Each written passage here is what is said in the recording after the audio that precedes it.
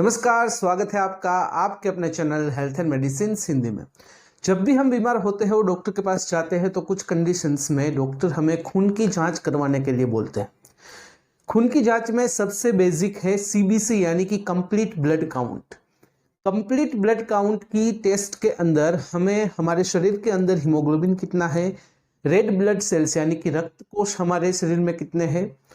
WBC यानी कि white blood cells जिसे हम श्वेत कण कहते हैं वो कितने हैं, प्लेटलेट्स कितनी है और यह जो भी WBC है उसका डिस्ट्रीब्यूशन किस तरह से हमारे शरीर में है, यह सब चीजें पता चलती है।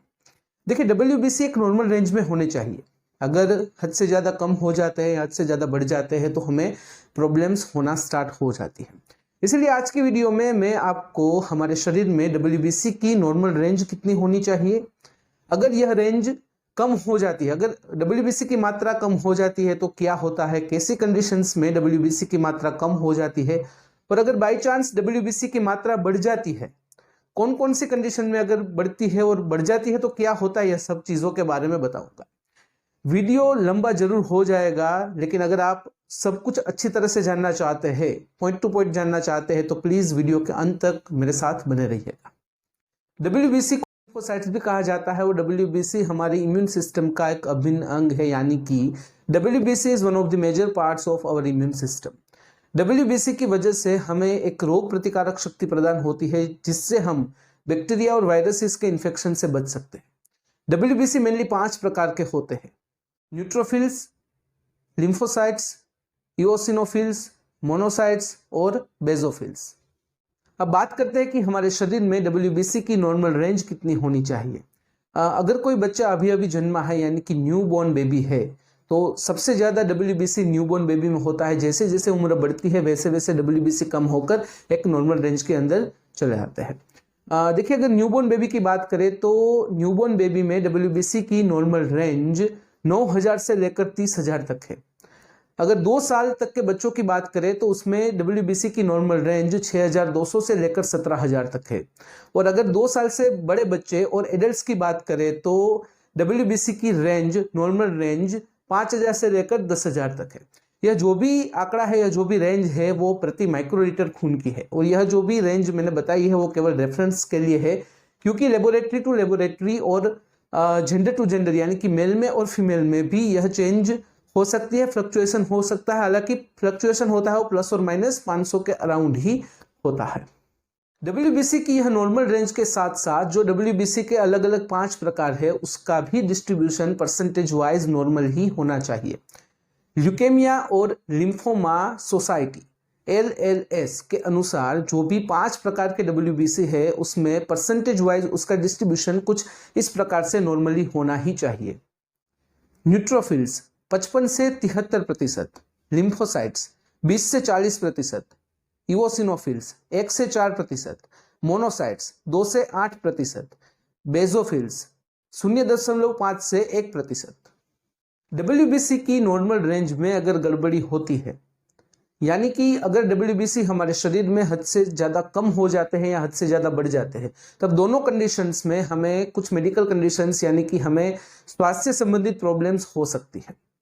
सबसे पहले बात करते हैं कि अगर WBC की मात्रा हमारे शरीर में कम हो जाती है, नॉर्मल रेंज से कम हो जाती है तो क्या होता है। देखिए, लो WBC काउंट एक सीरियस कंडीशन है,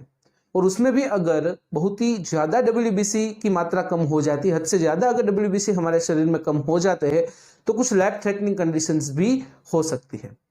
अब बात करते हैं कि लो WBC के साथ जुड़े हुए कुछ लक्षणों के बारे में, जैसे कि